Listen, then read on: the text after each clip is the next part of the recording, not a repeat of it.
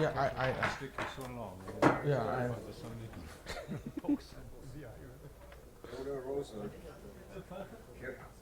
Walk softly and carry a big stick. So that stick is really quite long.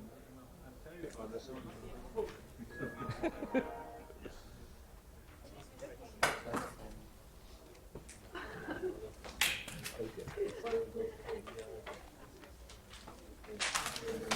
yeah.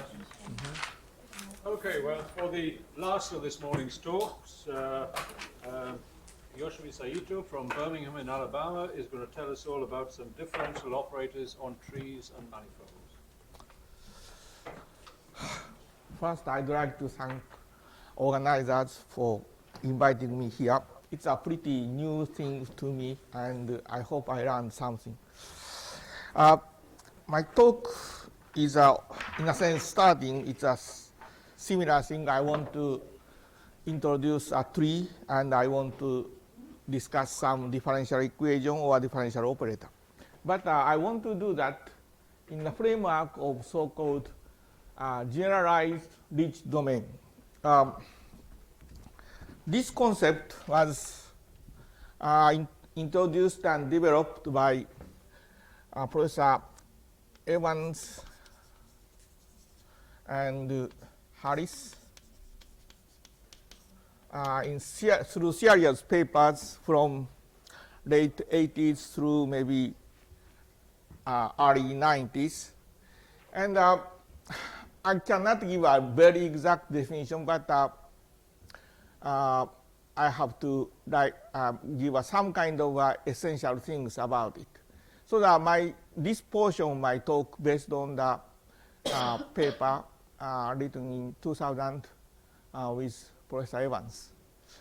So that we have a so-called connected open set or domain in R2 space, and I can omit all the things about the vertex and edges or something. And the important thing is the existence of the map tau. Map tau.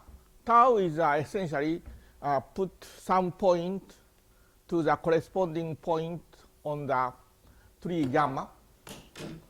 Of course, I have to say again later, but of course, if you just try to identify point here to here, it will not really convey too much maybe information about omega anyway. But still, we know something can be done rather effectively sometimes. Okay, and to my purpose, important thing is for example, this is a very crude picture of omega, and tau bring this point to this one, also this point to this one, so that this CT, which is an inverse image of tau of T here, is a kind of curve, and I have to assume something nice things about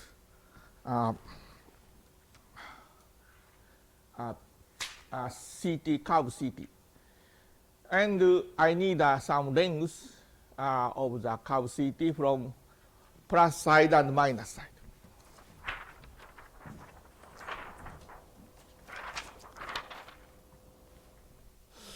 Okay, and another more important example, this one, is a so-called rooms and passage domain. And these papers by Evans and Harris, they analyze these things, and I'm going to tell what, generally speaking, what can have been done soon. But before doing that, I'm going to define L2 space and first order Sobolev space on tree gamma, which should fit. Again, the word fit is a bit problematic, but somehow it should fit the operator we are going to discuss defined on whole domain omega. So the first thing is that we have to calculate. So that essentially we have something like that. Some edge here, and this point is coming to this one. So the we have they say this length is, I think in this case I used sigma is the length of the h, and this length is denoted by s. So that essentially I have been doing just a kind of a change of variable, and Jacobian is calculated by this way. Then using this Jacobian, we can just define L2 gamma and H1 gamma. Their kind of density should be different because, so that in order to do that, I have to first define the operator T naught. T naught is just used F on gamma is going to F tau on omega. And in order to make this T naught isometric, I choose alpha, and also the T1, which is restriction of T naught on H1 gamma, isometric again, I choose beta. So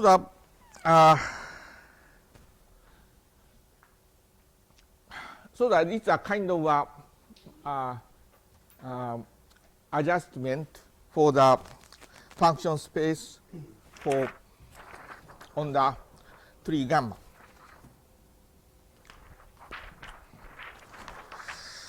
Okay. And now I'm going to think about the Neumann operator. I wrote the definition here. It's not of course everyone knows it, but I just want to make a contrast with this Neumann operator and non-negative self-adjoint operator I call H gamma in L2 gamma. It's almost parallel definition. And if I try to characterize the domain, of course we have to assume some kind of smoothness comes reasonably. And one thing is we should have a Kirchhoff boundary condition in the ordinary way for on each vertex. So that if we just assume that function is in the domain, we have to assume Kirchhoff. Okay, here maybe this part is just trying to explain the relationship between Sobolev embedding and Neumann Laplacian, which is very well known. The reason to mention this one is I have to say something about the kind of direction of this kind of approach, because in a sense it's not so surprising that some people feel this is a kind of not very useful things, because I think, as I said, this one tau is just identify all the points to here. Then you may not expect a lot of information coming to here. And in the same way, I defined operator, which the operator from function here to here, so that maybe it may not be so productive. But this Evans-Heiss paper really analyzed the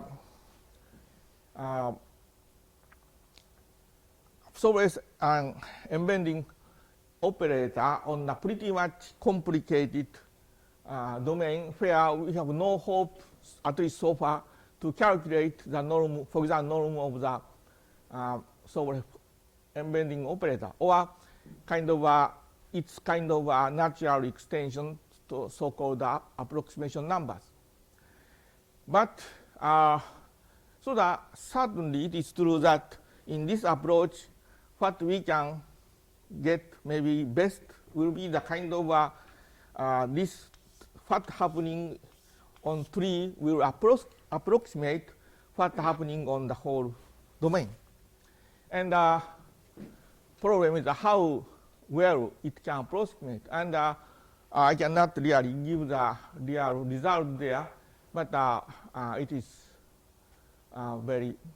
it has been done rather nicely. We can have asymptotic behavior of these operator norm of E or approximation numbers or so forth. Okay, so that and another direction of study of embedding operator is a bit different. There are two things. First thing is here, where we want to discuss, analyze very general and sometimes very pathological things, including fractal or something. But at the same time, we have been trying to calculate the exact value of Sobolev embedding operator in the very simple case of finite interval. Here, maybe it's an interesting story, but maybe I don't have to. I'm afraid I don't have too much time. Just for kind of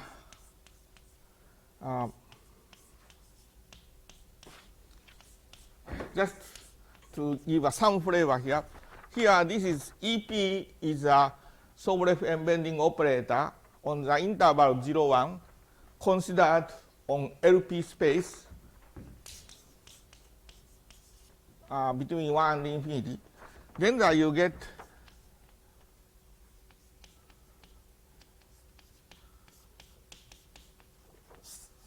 sine 2 pi. If I don't, if I remember this one very correctly, and P prime is just conjugate of P. So that even for this kind, yes? What is EP? Yeah. What is EP? Yeah, okay, EP is LP01, sorry, H1P01, F2 EP, F is F LP01. So HP1 means that the derivative is in LP? Yeah, it's a first order Sobolev space. Okay. Maybe I should have written this way, maybe. Right. Okay. So that, of course, you know, I'm not saying this is not totally out of direction or anything like that, because there are some conditions is given in the paper I referred, the kind of a condition where under which essential spectrum of Neumann Laplacian and essential spectrum of operator H gamma coincide or something. But it's a pretty complicated condition. And so that maybe I'm not so surprised that if some doubt about how this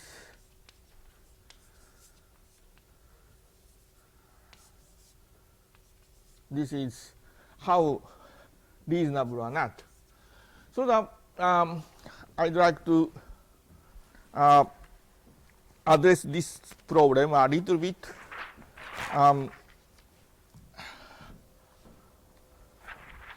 And of course, there are many kind of approach to think about all this whole domain and some tree. There are many things can be done, I think. But the one kind of easy strategy will be if this omega is very, very close to the tree gamma, then maybe we cannot see too much difference between this and this, of course, right? And how to express such feeling is the next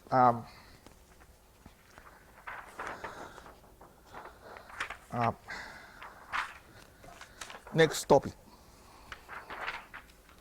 So again, I'm going to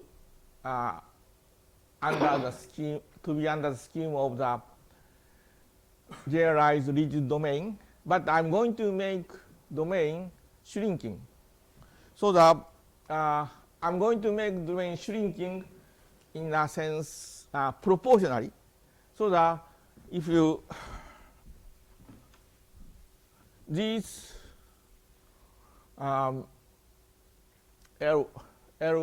this L is the original length of the curve CT, and in this case sigma, but the same thing.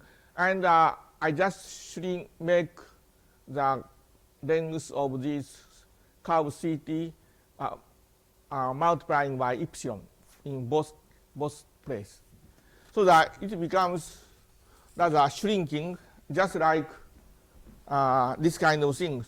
Eventually, it will be coincide with this things, this gamma. And my assumption is first I thought about the finite tree. Maybe we can do in the case of infinite tree without with some kind of a condition, but maybe this simplification may make sense. And another assumption is okay. Let me write again. Simplest one will do. So we have this tree, this gamma, and this is just guiding line, and we have right sigma is here, this C sigma, and always we can make this this is perpendicular to this line as far as I'm not coming to this vertex. Here there is no way, we have to do something like that. Also, this shows that there is no, generally speaking, there is no hope to use very smooth curve as this C curve. Maybe Helder or Lipschitz continuity might be the best. Okay, so under this assumption, what we can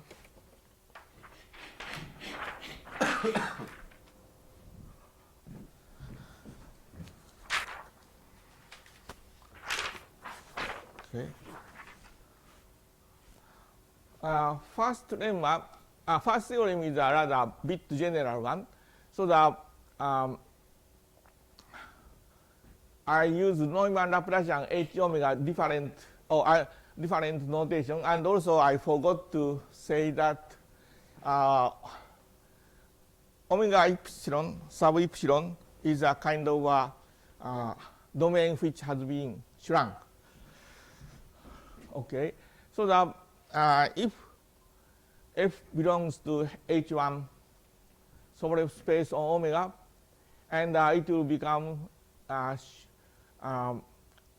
domain becomes smaller and smaller, so we are always thinking about the restriction on each omega epsilon, and we can think about resolvent, so that it should be U epsilon.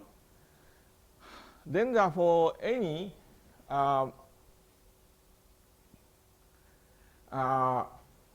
sequence epsilon m which going to 0, then always we can find a subsequence which goes to weakly on U0. U0 is some L2 function on the gamma tree, and it should satisfy this differential equation.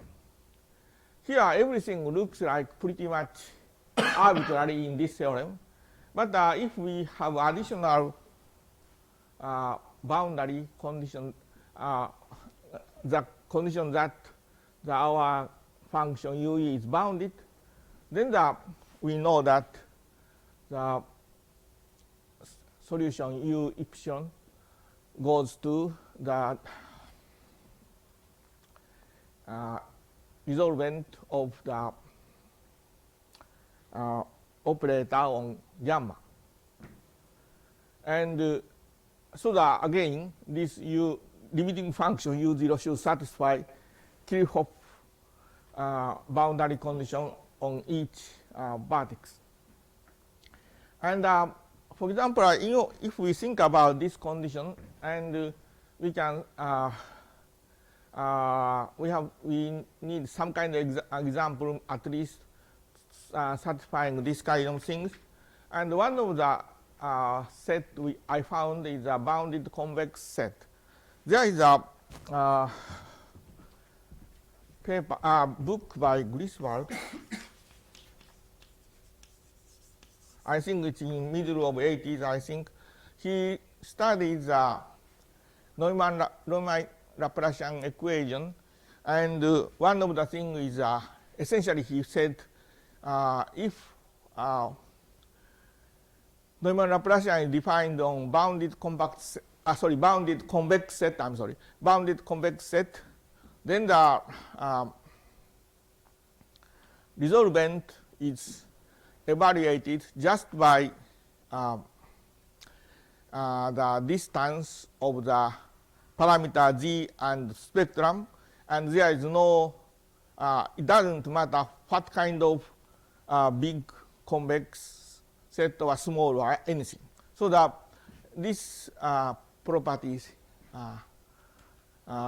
fit in our scheme, and we can prove, for example,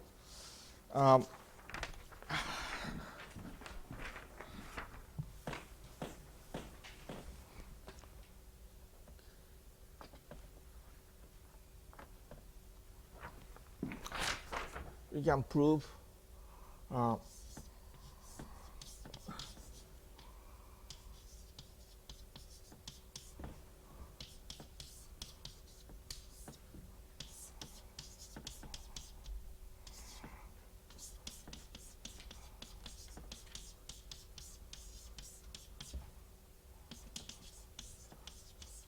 so it's a strong convergence, strong limit, and of course Z should be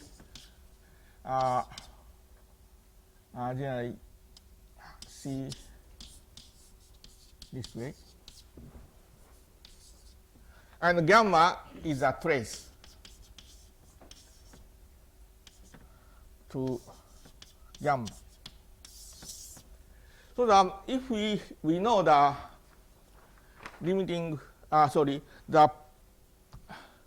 if we know the property of our domain omega beta, and if it has a nice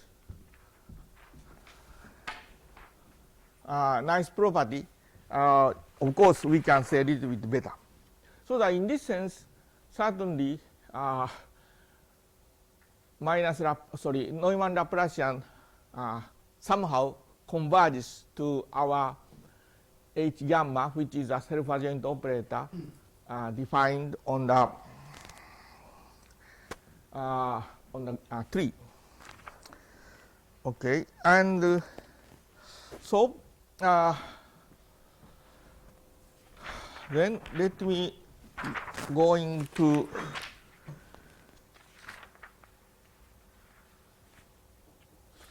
I made some mistakes. Okay, here.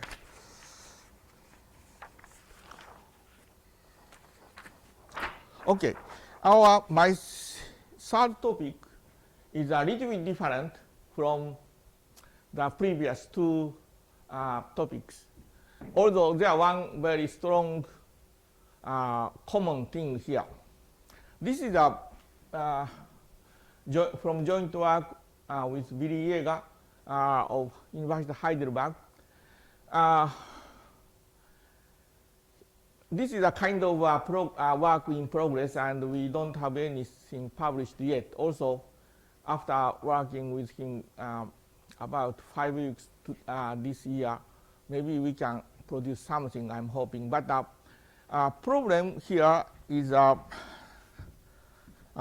something like that. His people in his group are studying, many of them are studying what will happen, for example, if the pipe, I don't know, water is going through pipe, or not water but gas or some other things, and for example going this way, and suddenly it becomes very big things and something is happening here.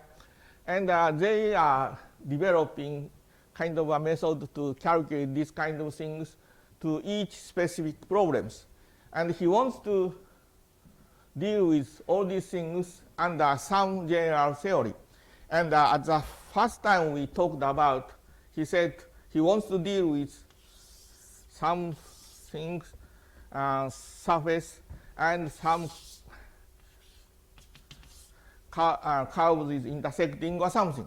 So that essentially exact, so that this is why I put low dimensional manifolds. But today I'd like to do just one manifold and a very simple one, because maybe it will be easier to explain. A super surface, n-1 dimensional super surface. Okay, what is a common thing here? Common thing is maybe, okay, in this case, I'm writing the same thing again and again. So the something, and Ct is this way. Maybe this is C plus T. Maybe this point T in my this type T here, right? So that if we construct this curve for each element of tree, then we can make a kind of a connection between the domain omega and tree gamma. And in this case, we can define this curve just by the solution of differential equation. So our differential equation, this one. Oh, before doing that, I have to, so that maybe just think about the omega is a whole space, it doesn't matter. And we have a function sigma, and our manifold is given by the zeros of sigma, which is expressed by m. And important assumption is that this is a regular surface, and so that around m, in some neighborhood m, gradient sigma will not be 0. Okay, in this kind of assumption, of course, we can solve this equation, and under this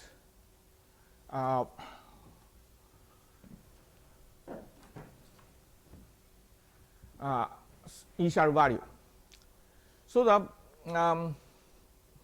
and we can use this curve x is big X T C is a kind of a coordinate system. And important thing is maybe I made a mistake somewhere. It's okay. So the important thing is that we have to use this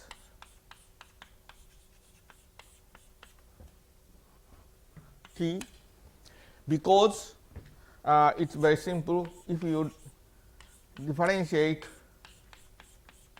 and use the equation for x is always 1.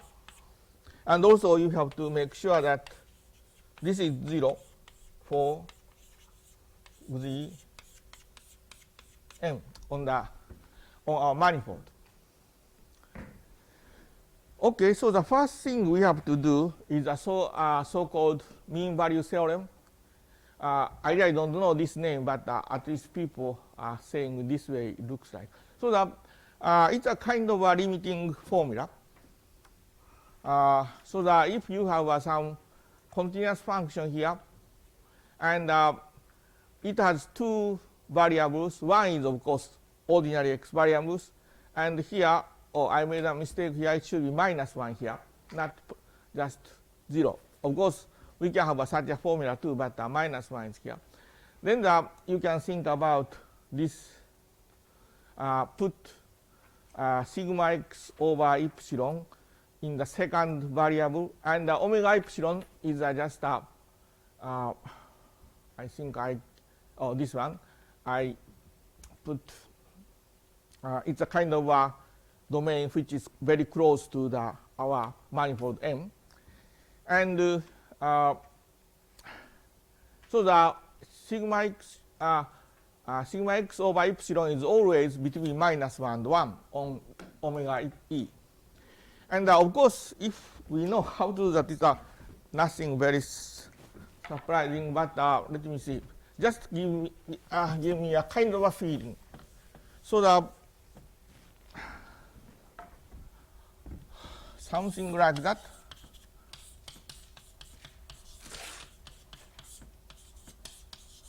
And we are going to put t something. Then you get here, we have at least integral of t and z. I'm now doing very inaccurate thing, but let me explain later. And this one should be x t. And here, using this kind of things, you got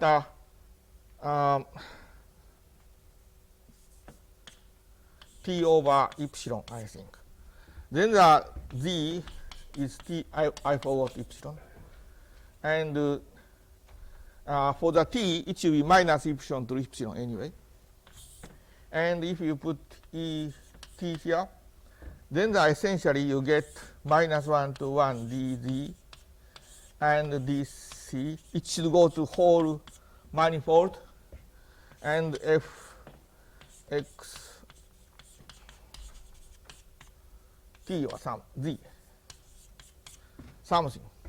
Of course, to justify this formula, you have to use local coordinate of the manifold so that you can make a formula for each small parties on M, and you can put it together. So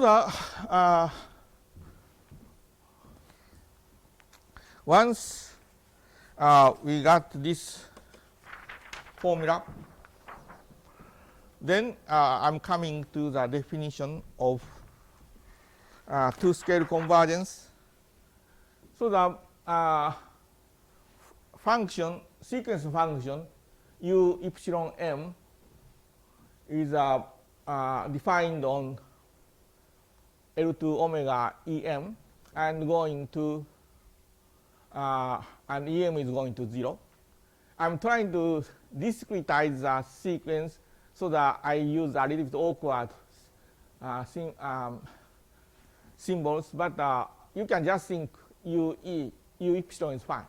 And it is said to converge another function which is u1 and belonging to L2 and m times interval minus 1 and 1 if this limit exists. This limit exists. Okay. Because of this mean value theorem, of course, constant function goes to the same constant function. And maybe if it doesn't go, it's a bit too bad. And next statement is a very basic theorem in any type of two-scale convergence. I have to say there are many types of two-scale convergence. In this two-scale convergence is a whole function defined on the whole space to, omega to the subset of omega. Sometimes we can talk about the two-scale convergence of the function u on omega to another function omega. But in this case, we are talking about omega, whole domain omega, and subset M, submanifold there. And if we have some restriction on the bigness of u sub em, then at least we can find some subsequence and which will converge in the sense of two-scale convergence. So that in this sense, two-scale convergence is a little bit lenient than, for example, L2 convergence or something like that. And when we discuss two-scale convergence in the kind of a relation to the differential operator, then the important thing is just convergence of u is not enough. We have to ask what is how derivative of u will converge. So that we need something, some problems there to address it. And these three things here is a rather classic standard things. And for example, first one, this doesn't really help because when u itself converges in two-scale convergence, and if you put epsilon there, then the epsilon gradient u epsilon will converge, and it can have some nice expression using only u0. But of course, sometimes maybe the coefficient of gradient might be small, but sometimes not. And the next one is a bit more helpful eventually. It says function and derivative, first derivative converges in two-scale sense of two-scale convergence.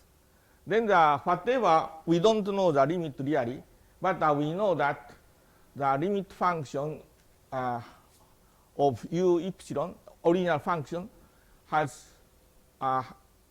it's a function only z on M. It doesn't have another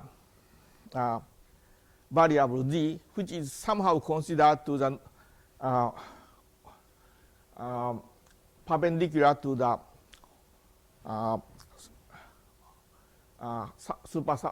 hypersurface M.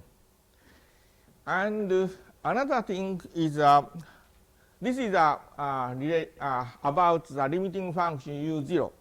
If both u epsilon and derivative of u epsilon converges, then we know u0 limiting function u0, which should be only the function of z, is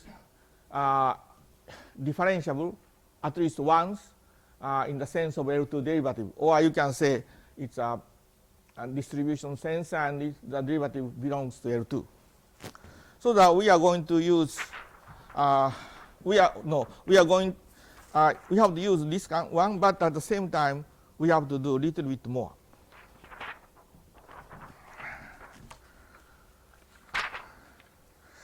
Okay, in order to do that, anyway, we have to deal with whole gradient, I mean the n vectors.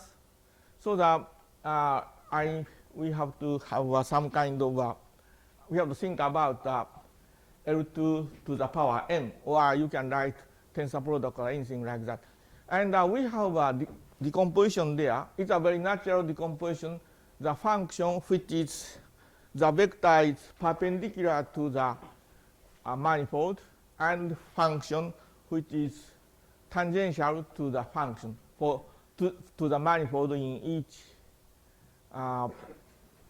point of M. Then what we get is suppose that u epsilon and also derivative of u epsilon converges to u0, which shouldn't have any z variable, and derivative may converge to some function which has both z and z variable. And if we can assume this condition again, then essentially what it says is we can find some differential operator on the Mn. First, we have to define this one by local coordinate, but we can see that it is invariant. Then this u, which is essentially gradient, limit function gradient, minus this one. This u0 is coming from this one. It's just a copy of u0. It's perpendicular to the manifold M. So in this way, we can write the limit function of gradient in this way. You can write a little bit in other way, but it doesn't help too much. So the important thing is that we have this part this part, and the rest is essentially some function times normalized normal to the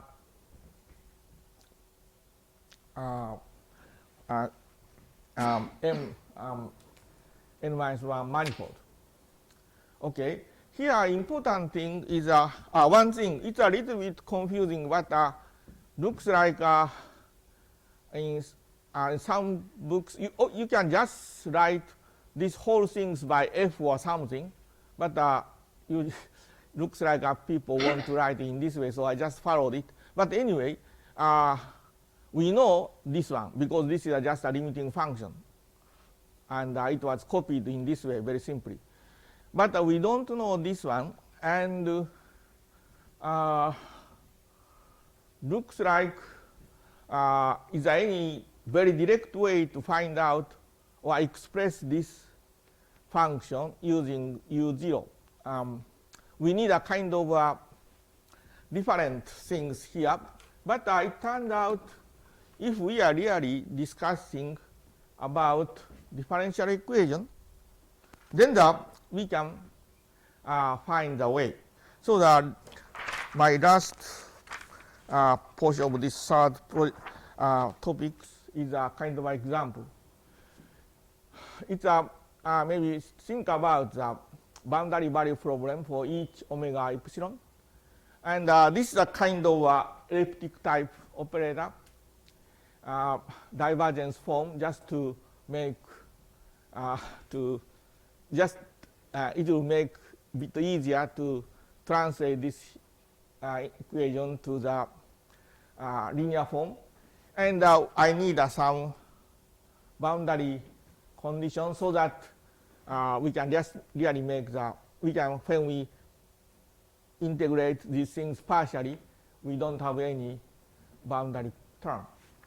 And one important thing is now we are assuming that coefficient is really oscillating quickly, because this one is pretty close to this one. This one has a kind of oscillating term, so that essentially when I had a rather hard time to understand when they call this kind of things to scale, but looks like this x and this x in the second term is really measured by different scales. So that this is the name I was told.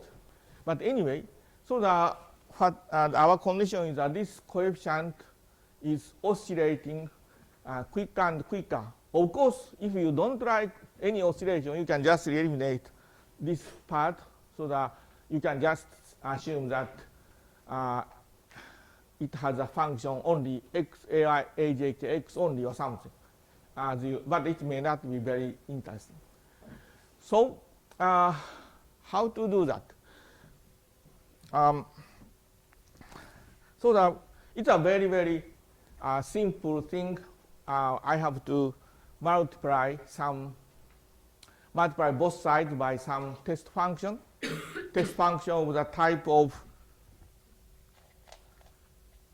the phi x sigma x over epsilon. and integrate, doing the partial integration. Then if you differentiate this about this variable, of course you cannot have anything epsilon. But when you try to differentiate this term, of course you can have a 1 over epsilon term. So that after a partial integration, you have a term which has no epsilon and which has 1 over epsilon term. Of course, this is a pretty bad one, and it will going to explode or something. So that you need some kind of technique there. Essentially, first we have to deal with this term, 1 over epsilon term, somewhere here, of course, something here. And this will give you the z direction limiting equation, which is this one. In this case, of course, I made a PD easier. It's a very simple thing because you can just integrate with respect to z once, then you can find this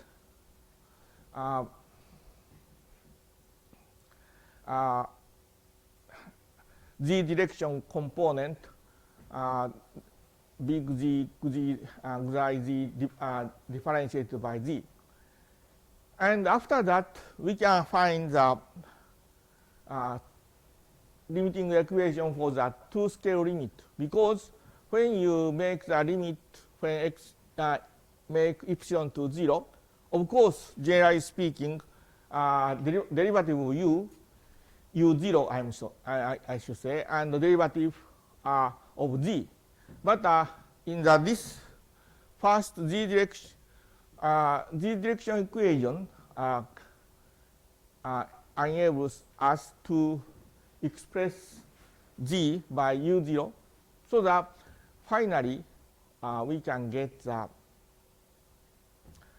equation z only. In order to do that, we have to make the average of each function.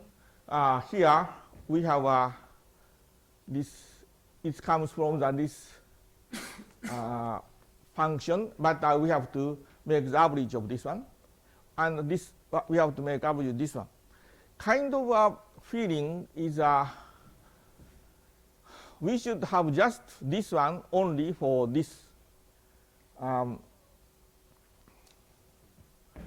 coefficient, but it's not, because some new coefficient will come from this equation, so that some kind of seemingly discontinuous phenomena seem to happen. Anyway, we need some correction here. So in this way, we can find the limit, kind of a limit of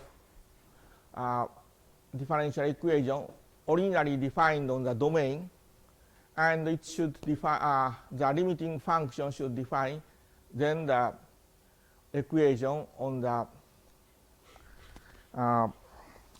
manifold M. So what I have been trying to present here is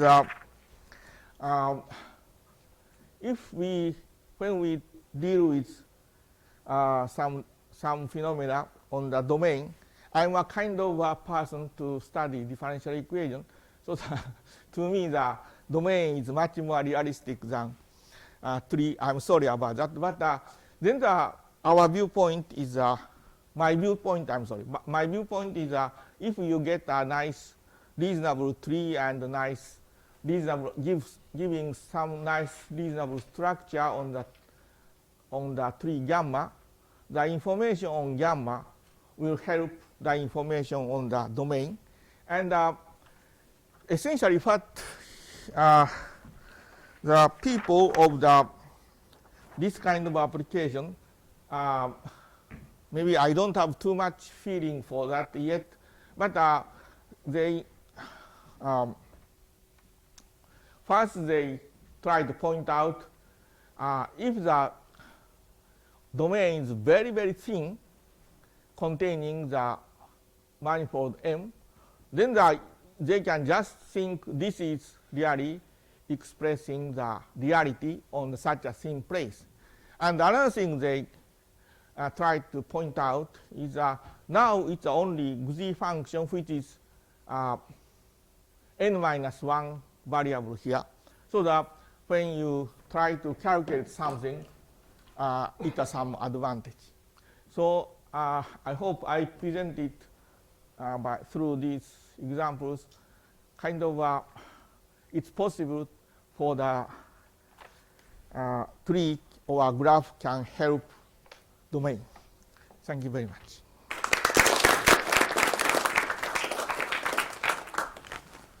Okay, other questions?